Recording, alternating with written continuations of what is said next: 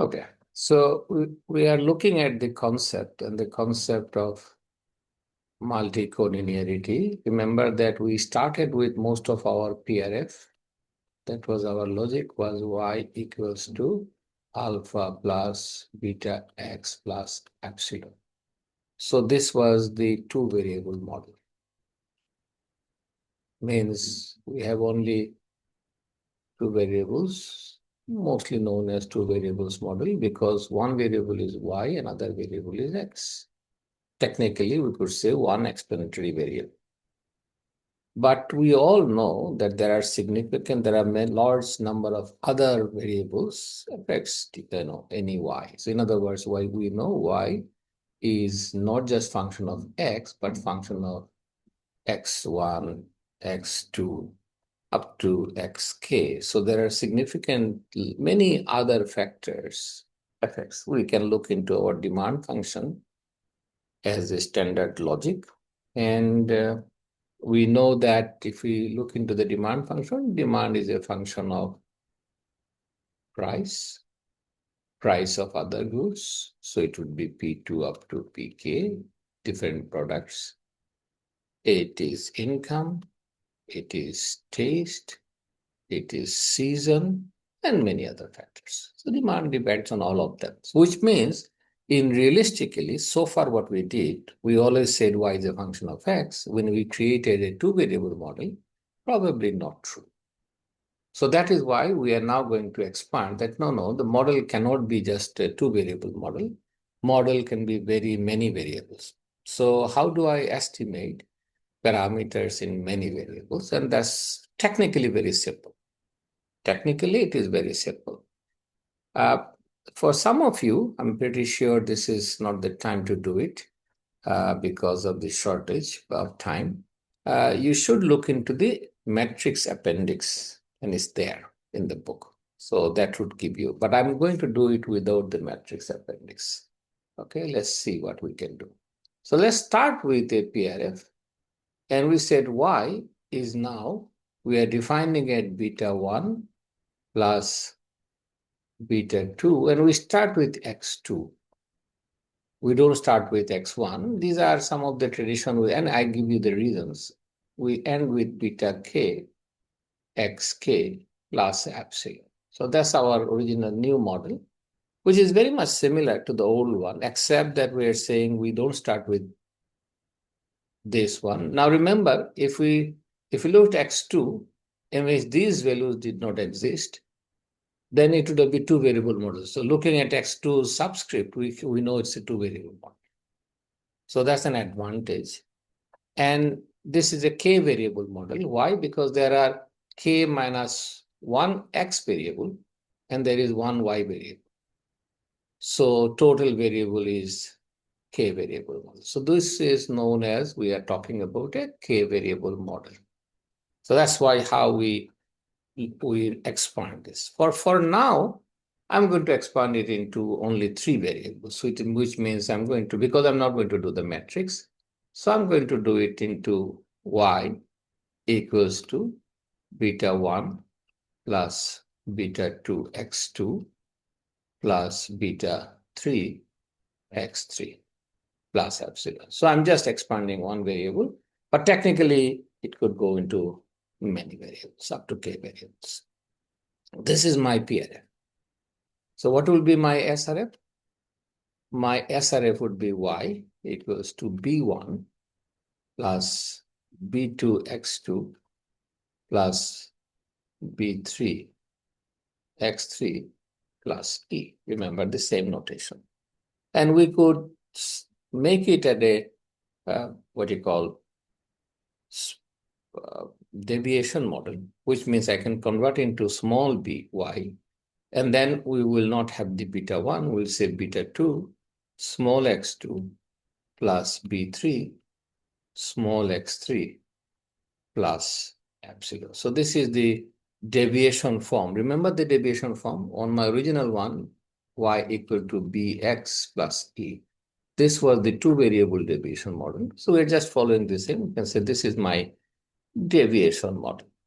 And if I want to find out what will remember the way OLS works, summation of minimization of sum of E square. If you solve this, and that's exactly, we can find out that beta 2 would be, and there is a formula, and I think this is what, let me go down because I don't have to prove it here, we can show it. Okay, so let me show you.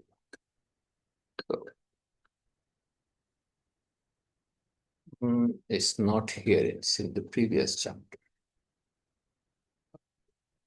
This is this chapter, which is, yeah, this is the, so it's in chapter 8. So I'm assuming chapter 8 here. And in chapter 8, let me see whether it's in chapter 8. No, it's in chapter 7, probably. Okay, this is the estimation. So it's in chapter 7. That's what I'm talking about. So remember what we are talking about, it is this one. Okay, and in the sense, what we're saying, this is the model, and we're estimating this is a 3-variable model. 2 variable becomes 3 variable. Again, we do the same minimization. And if we do the same minimization, we will be able to find the value of the OLS formula for this. Okay, I'm not going to derive it. This is probably even further. Yeah, I think this one.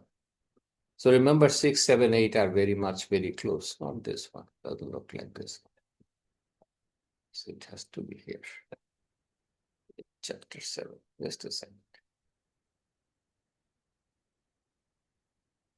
This is the talking about multicollinearity. Just give me a second. Making sure that which chapter you go. This one. So this is, remember, this is what they showed is not a deviation model, but exactly the same thing. So in a deviation model, we can have something, but this is a non-deviation model. Remember my summation of E square, this one is exactly, this is, remember you had in this book is my E, okay? So based on this is in chapter 7.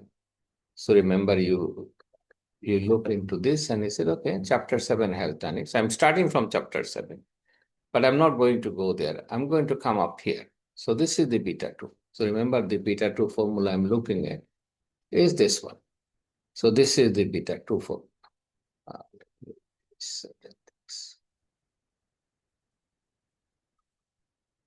So remember we were doing the minimization. So if we're doing the minimization, which means minimizing summation of E square. If I do this minimization, we'll get B2. Remember, this is B2 and this is B3. And B3 formula is this.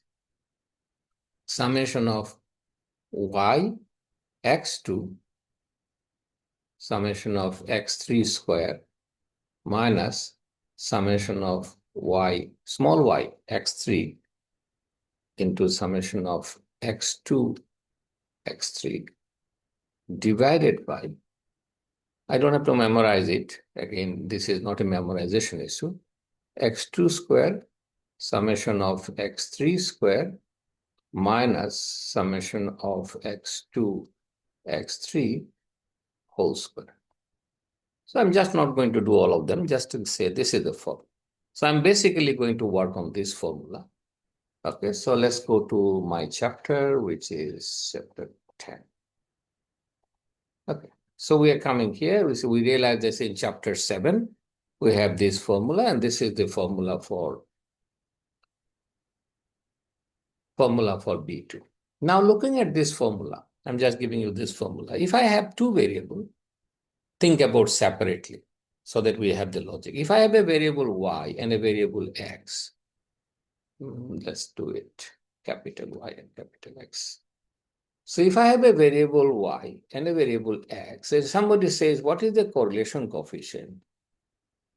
And if you go back to your statistics class, okay, what is the correlation formula? So correlation formula R by definition is equal to summation of x, y divided by root over summation of x square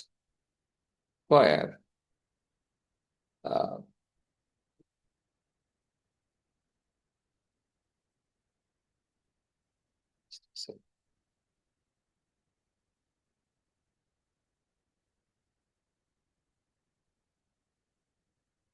yeah, it's a summation of y square. Y square. So that's the formula. Sorry, write it properly. So let me write it again. Summation of y square. So this is the correlation formula. Remember, this is the standard correlation formula in statistics. So now I have a variable called x2 and I have a variable called x3. So remember, I have two variables. And if I look into the correlation coefficient of R23, which means I'm looking at the correlation, this formula will be summation of x2, x3 divided by root over summation of x2 square, summation of x3 square. So this is exactly following the correlation formula. So let us remember that we have a correlation between these two. And what is the formula if there is no correlation? So let's say they're fully correlated. If it is fully correlated, R23 is equal to, this would be either +1 or -1. And if there is no correlation, R23 equal to 0. So remember that R23 could be 0 based on. So I'm coming back to this formula where I left.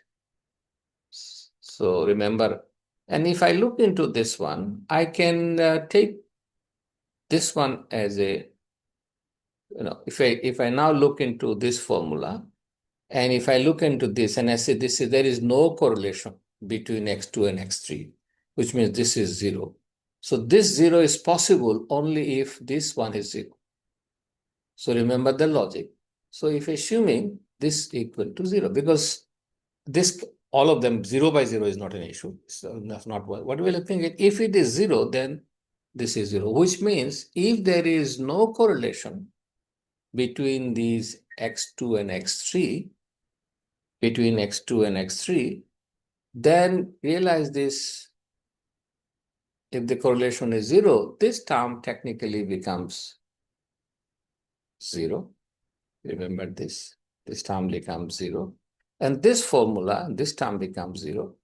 And this formula converted into summation of x2 y, summation of x3 square divided by summation of x2 square, summation of x3 square. And remember, these two can cancel each other. So summation of x2y divided by summation of x2 square, which is basically the formula that we knew. B is equal to, under this formula, we knew B is equal to summation of xy divided by summation of x squared. So you realize that this B2 becomes the original one variable model. So we are basically looking into this formula and we realize there is a correlation. On the other hand, if there is correlation, if it is not 0, then what happens? So let's look into this one. What happens if it is not equal to 0? Okay. So coming back on this one, I'm going to erase some part of this one. So let's erase this part. I'm going to write here.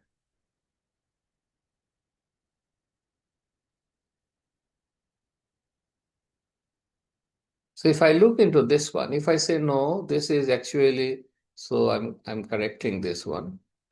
So I'm saying, okay, I know the formula is that there is some correlation between them. Then I can rewrite this formula. And I said this formula can be equivalent of, so I can say this is equivalent of. So I can take from here, let's leave it as it is, the top one. Or I can divide both sides by, don't worry, leave the top one as it is. So leave, this is x2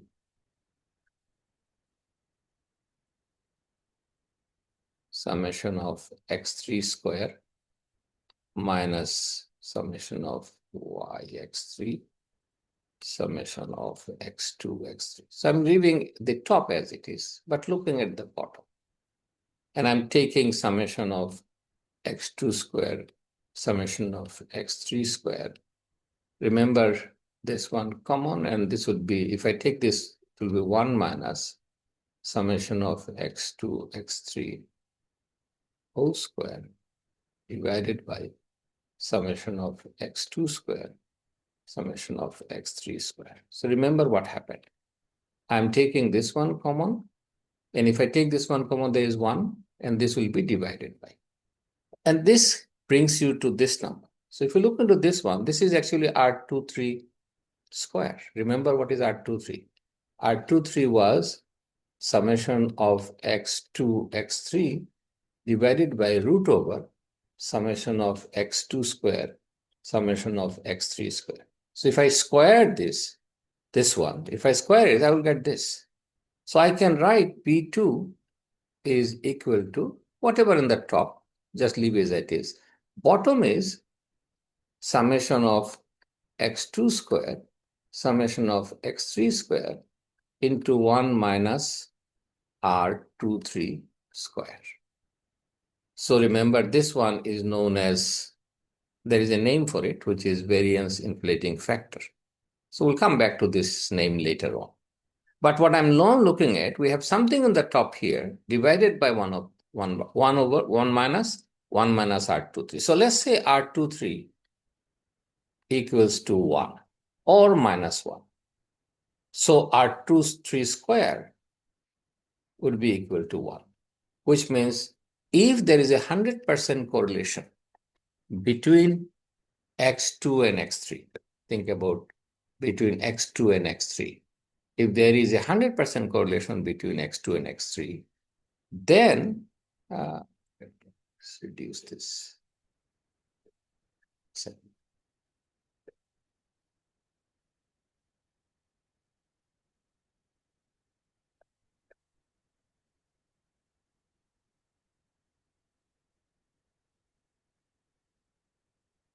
Okay. So in that case, if this is 1, so this will be equivalent to something. Remember, something is there, which is this one, divided by something 1 minus 1. So if it is 1 minus 1, it becomes, the bottom becomes 0. 1 minus 1. Remember, 1 minus 1 is, this is 1. So this becomes something divided by 0, which is infinity, or in this case, we said we have no value for P2. So that's one issue that we now realize, that if there is a correlation between two variables means two of the explanatory variables, we cannot find B2. And that is known as multicollinearity. So remember, what is multicollinearity? We have two variables, explanatory variables. If any two explanatory variables are correlated with each other, which means fully correlated, that's called perfect multicollinearity. But if it is correlated with each other, then we have a fundamental problem, and the problem is known as, very simply, that we have a problem of multicollinearity. So what is multicollinearity? Multicollinearity if R23 is not equal to 0. So remember, if R23 is not equal to 0, then we have at the bottom of the variables 1 minus, remember we have few other things, but 1 minus R23 square, and there are a few other things here. This is my beta 2. This will be exactly beta 3 also. So these values, remember this is dividing by something. So if it is R23, so remember now looking at R23, which is the correlation coefficient between x2 and x3, if it is not equal to 0, it could be anything, because the highest value of correlation coefficient, we all know, goes from +1 to -1. Remember correlation coefficient. So if it is between +1 and -1, it could be anything, let's say 0.5. So if it is 0.5, this means I'm dividing something, remember it is 1 minus 0.5, which is dividing by something by 0.5, which means it's becoming smaller, which means the value, this value becomes large. B2, remember B2 becomes large, and at one point, if it is equal to 1, becomes infinite. So we have a problem of estimation when the model has multicollinearity. That's the whole idea of multicollinearity. So before we go into anything else, understand the logic. And the logic is, again, want you to read it. What you want to read it is the chapter 10.1. Why there are multicollinearity in a model. So I want you to read it. I'm not going to talk about it much today. I just want you to read it because so that we know that multicollinearity is a problem in multiple variables regression model, which is if there are more than one, there is a problem of multicollinearity. Okay, the multicollinearity is technically means in a set theorem, if there is altogether there is a common set, that's a multicollinearity. So if all three, so remember this is not multicollinearity. This is very small area, some multicollinearity, but they are saying if they have a common set between the variables, remember this y, x2 and x3. So remember what is happening here, y2 and x3, and so this is a common set. And if there is a common set, we have a problem of multicollinearity. So that is our logic. And they're saying like the multicollinearity exists for many reasons. And these are the reasons I want you to do. So again, model specification is there, which will be an issue. Again, there will be, sometimes you realize your income and expenditures are correlated. We spend on food and how much we spend on fish versus how much we spend on vegetables are correlated. So there is a lot of human behavior fully correlated, and that is why multicollinearity is pretty common in many of the econometric models. So we again have a same problem that we have a problem of multicollinearity. Remember, this is what they have said, is become 0 by 0 in undefined variables. So remember, if you do this, this will also eventually find out is a full multicollinearity will create a variable which is 0 by 0. You cannot define it. So multicollinearity is a problem of estimation. But we have a two concept of multicollinearity. One is when R23 equals to 1 or minus 1, plus minus 1. We say this is perfect multicollinearity. Sorry. So this is when R23 is plus 1 or minus 1, it is known as perfect multicollinearity. And this is a severe problem. Why? Because in that case, B2 is unknown. We don't know what is the value of B2. Which means if you run the computer and if you ask computer to estimate the coefficient, you will find out computer will say, I cannot find it. Okay? So I'm avoiding matrix algebra, but for good students, remember matrix algebra, you should get a review of matrix algebra. Okay? So that's number one. But if it is not perfect, which means R23 is not equal to plus minus 1 and not equal to 0, that means it's somewhere in between. And if it happens, this is called imperfect multicollinearity. So remember, this is why the term here. And they said there are imperfect multicollinearity. So we have the issue of perfect multicollinearity versus imperfect multicollinearity. Because of this, some people say multicollinearity is a problem of the degree, how severe the problem is. Itself, many of the economic data are correlated. But the problem is how severe the issue is. Our standard first logic is that how do I know there is, see, remember this is what the example, income and wealth are correlated, highly correlated. If income and wealth are highly correlated, we know there will be multicollinearity in a model. Okay? So the consequences is very important. So first of the consequences, and this is important, one of the consequences that you will find out is that it is still unbiased. So biasness is not a problem. Because why biasness is a problem? We have B2 is equal to summation of x to y, summation of x3 square plus, minus summation of x3y, summation of x2, x3. Remember the formula, divided by summation of x2 square, summation of x3 square minus summation of x2, x3 whole square. That was a formula. And if you expand this, I'm not going to do it because we normally do it in matrix algebra. So we find out expectation of B2 is equal to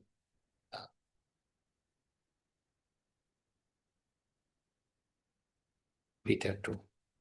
Let me double check. I'm trying to look into this one. Should be unbiased. That should be unbiased. But the variance, again, I'm not proving it. This is the variance formula.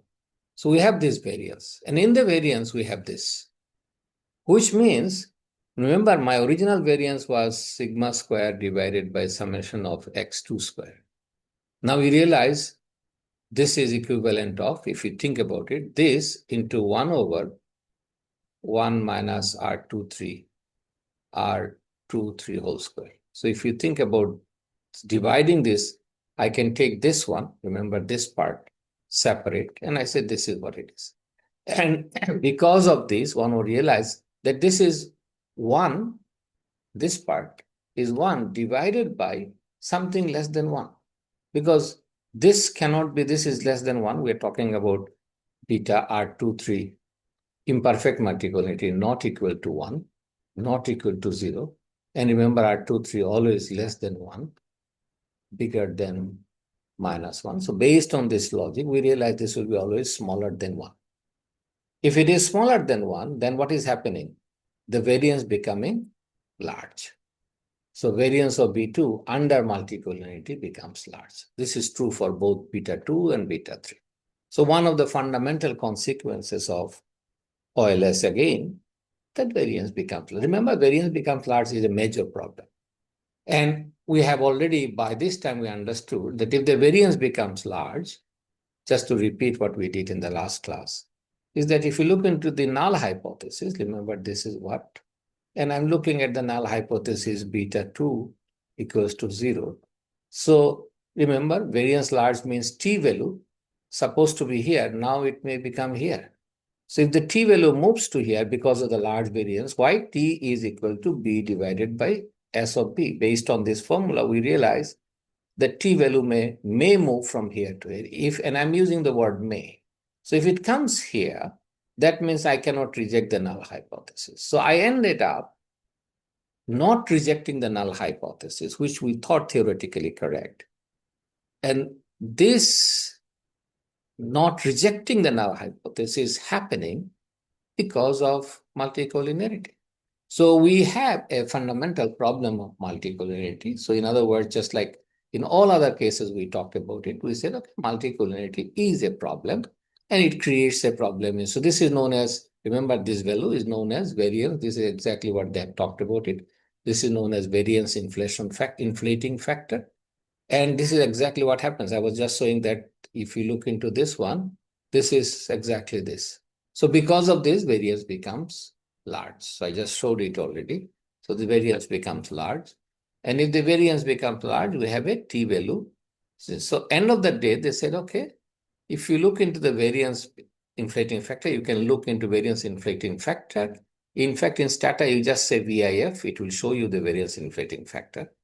And if the variance inflating factor is bigger than 10, we normally say it's a very multicollinearity is a problem. In other words, we're saying multicollinearity is more of an issue of a degree, not an issue of the value. In other words, there is always some correlation, but it is mostly looking at how big is the variance inflating factor. This is what they are showing. See, if you look into this one, you realize if the correlation is very high, this goes almost infinity unknown. So up to 0.5, you can realize it's not very big. In other words, this is the variance becomes larger and larger after 0.5 it becomes. So in other words, that's what they have done. And they said we have to be looking into this. So the first question is, how do I know in my model we have a multicollinearity? One answer is look at the variance inflating factor. That's very simple. You give a command in Stata and you said, okay, there's a variance inflating factor and what is it? And I can check that. So that is one. So always use variance inflating factor as a test of multicollinearity. But what are the other values? This is a very interesting one. I always think this is very interesting. You run a model, and in your model, remember we talked about it, R square, which is the goodness of fit.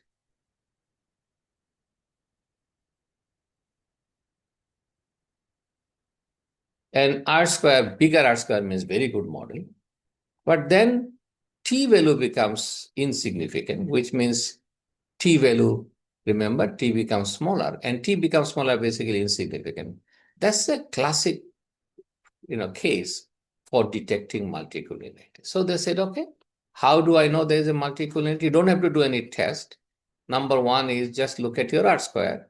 And if R square is high, and let's say 0.8, this is an example, whereas T value is very low, which means none of them are significant, you should assume that, okay, we have a multicollinearity problem. Second way of looking at, why don't you just look at correlation coefficient between x2 and x3? Because that's easy. We said correlation coefficient more than 0.5. Remember this diagram, just to go back here. We said correlation coefficient bigger than 0.5 is going to inflate this one.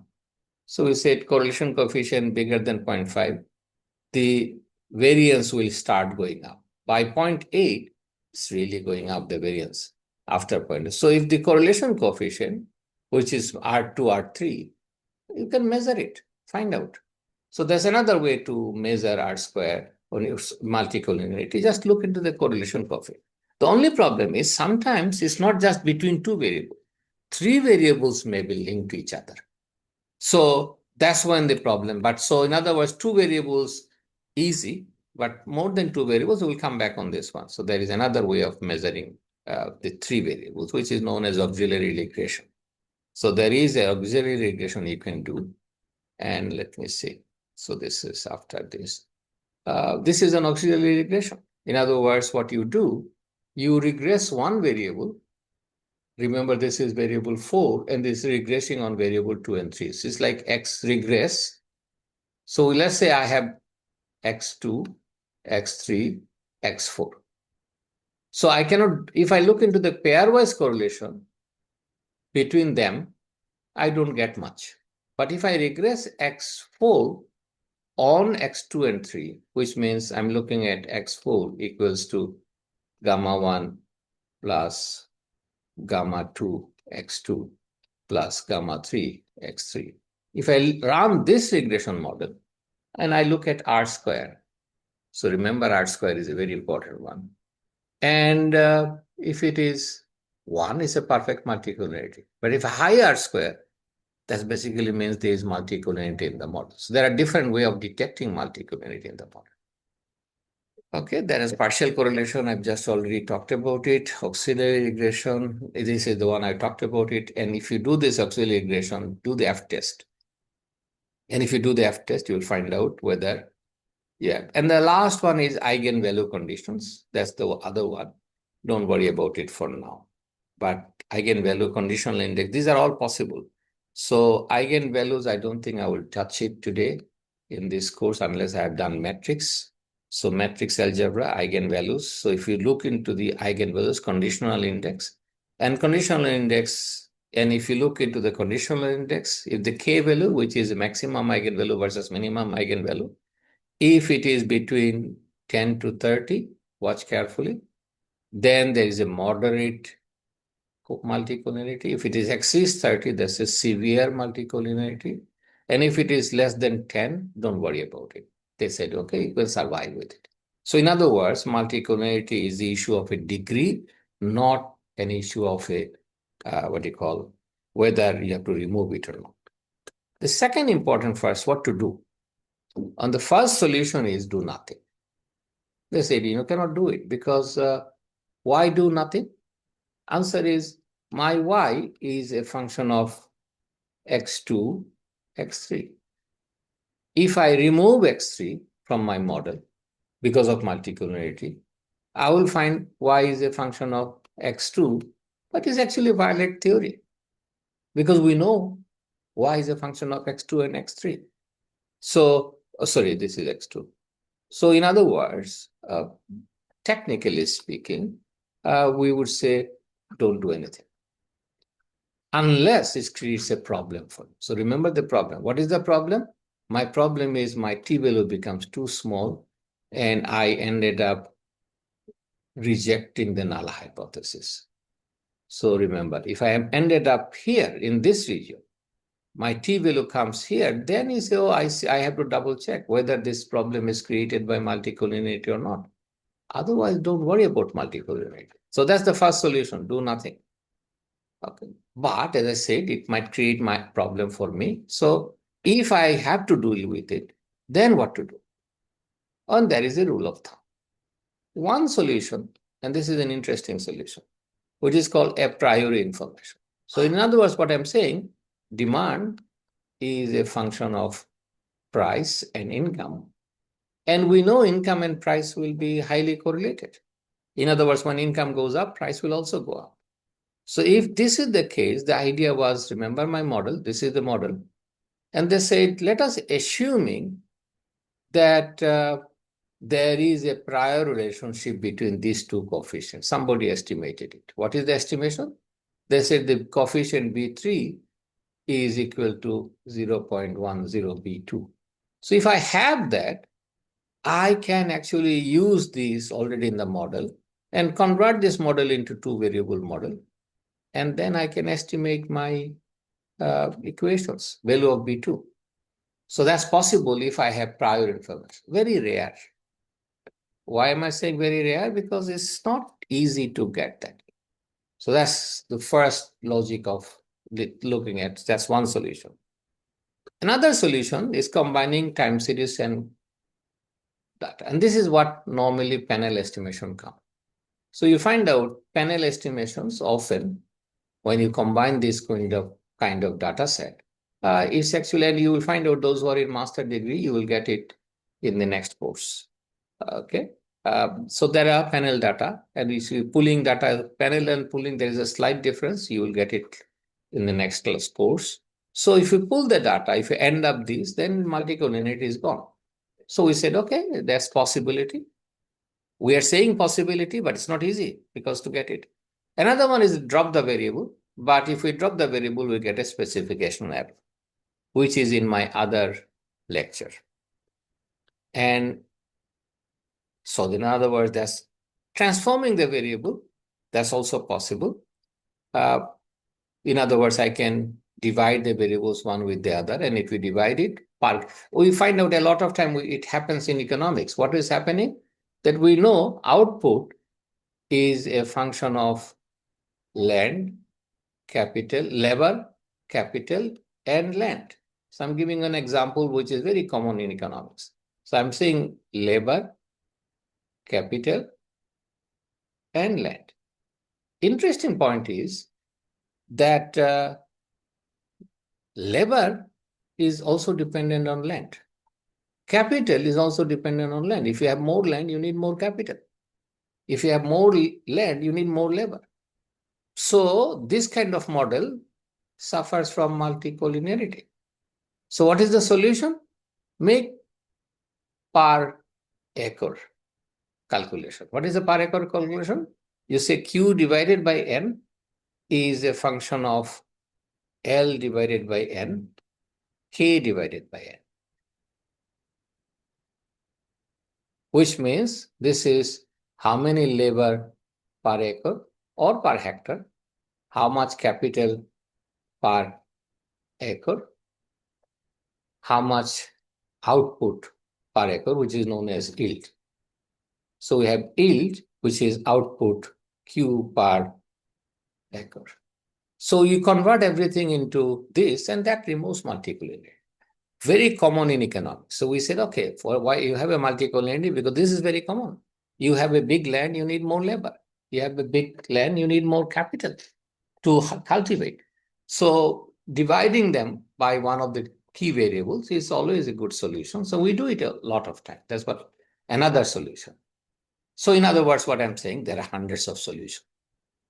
And the more solution you have, when you have in a disease, if you're suffering from a disease and you have too many solutions, that basically means you don't have a solution.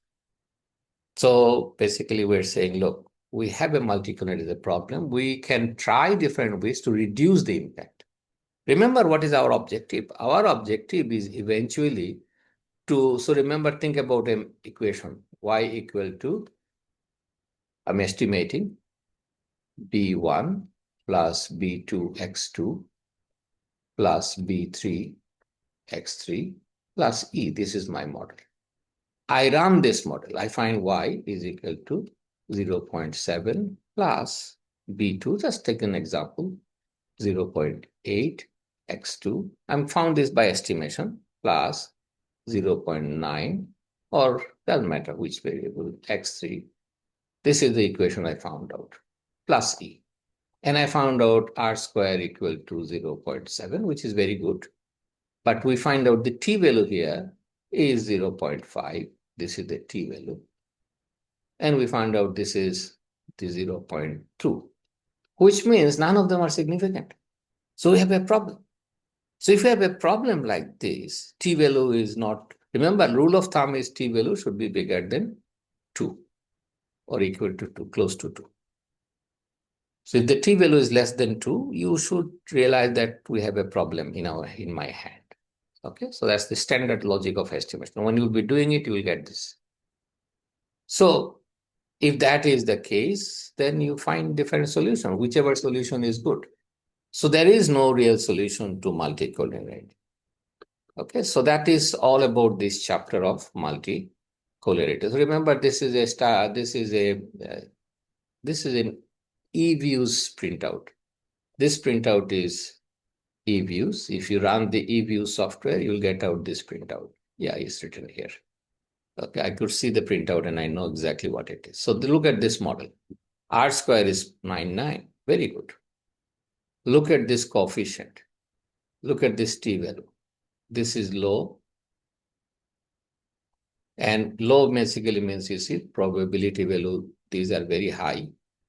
So we have a lot of the variables, in this case X3, in this case X1 and X2, these values are not significant.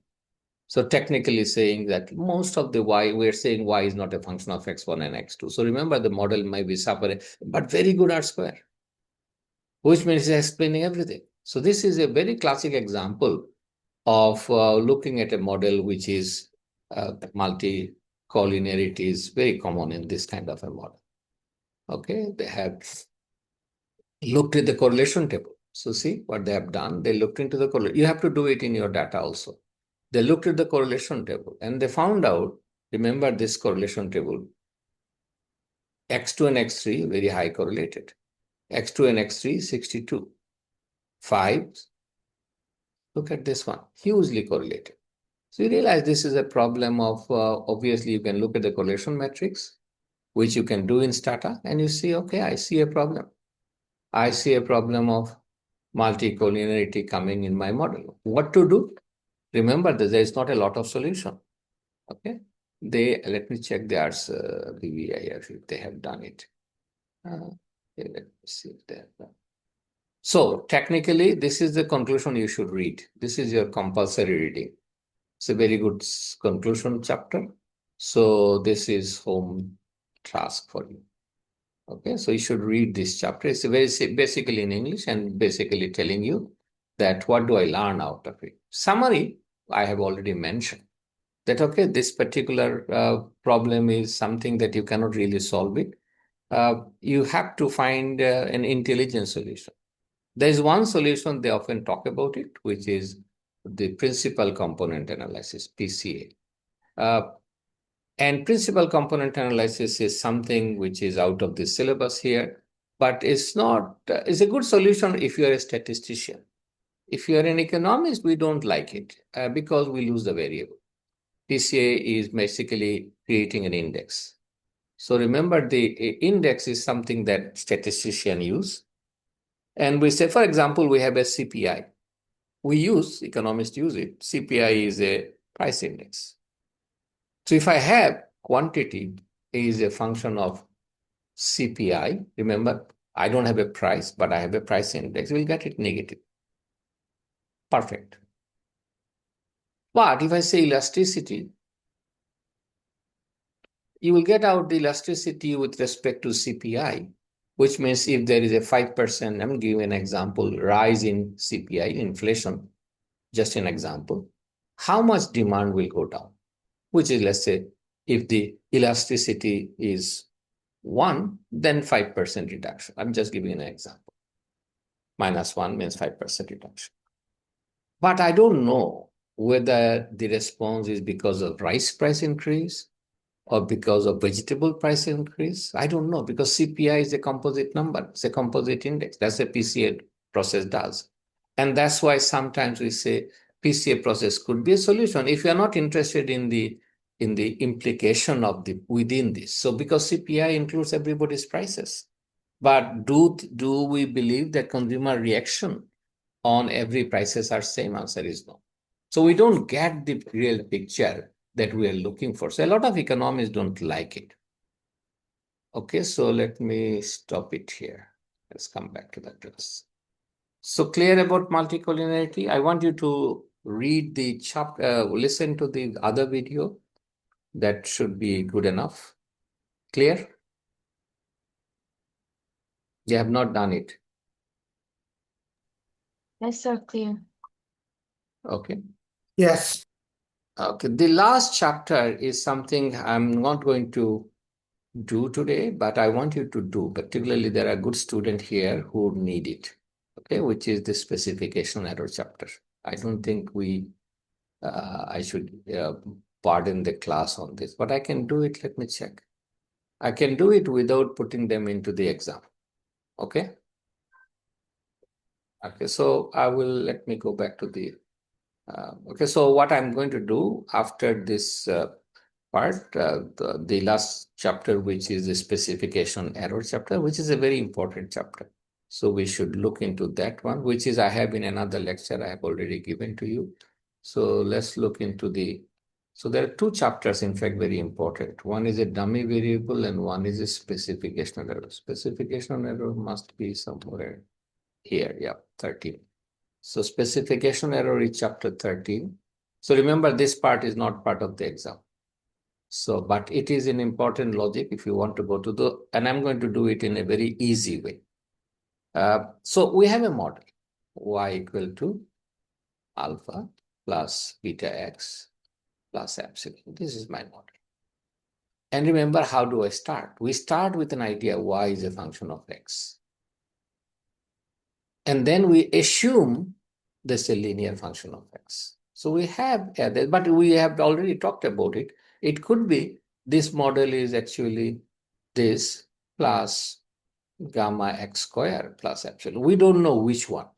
Somehow we start with this one, which means if I start with this one, in this error, actually these two are included.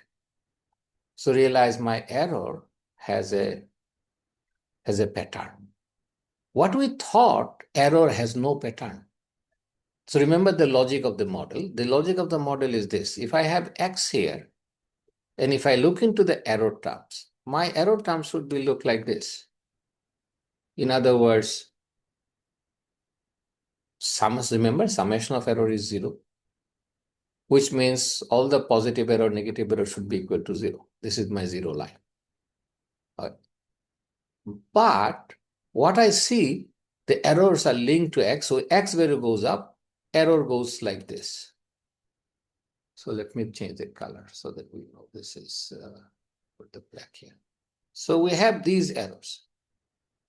So why these errors? Because error includes x squared.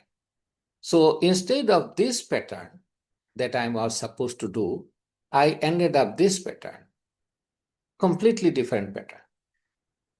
And this means errors are no longer following the pattern I'm supposed to do.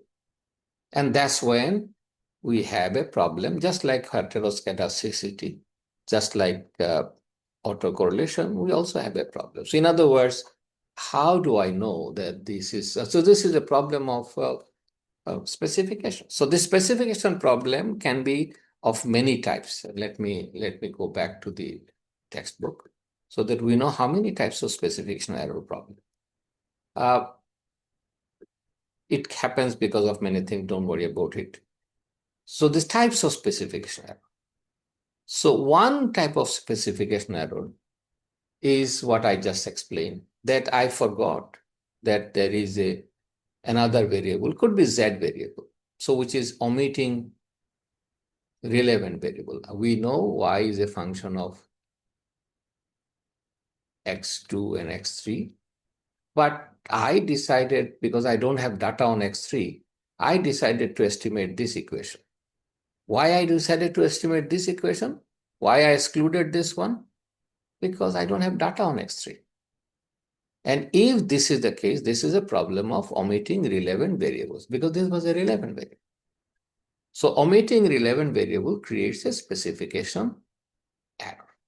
Okay, I'm not going to do the proofs, but I'm going to give you the logic.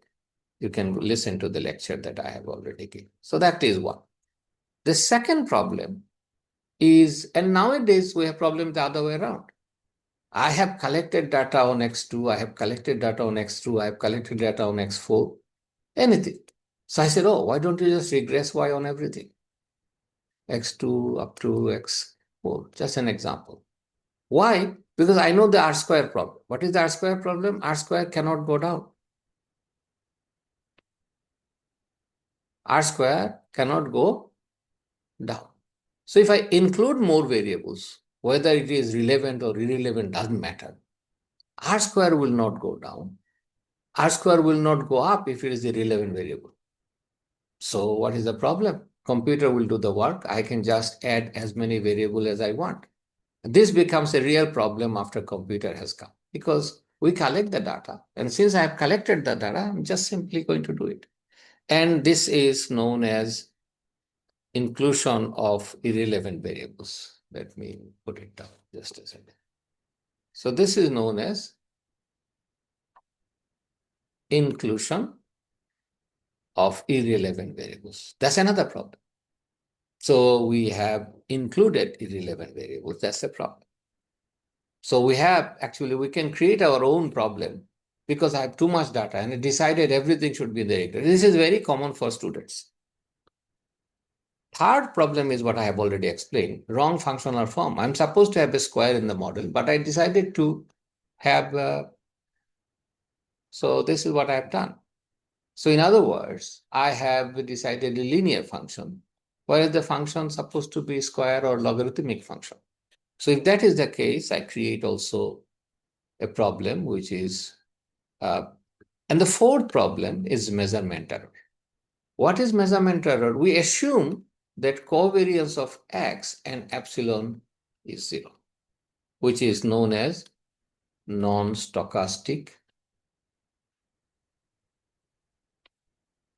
access. Non-stochastic access and covariance may not be same.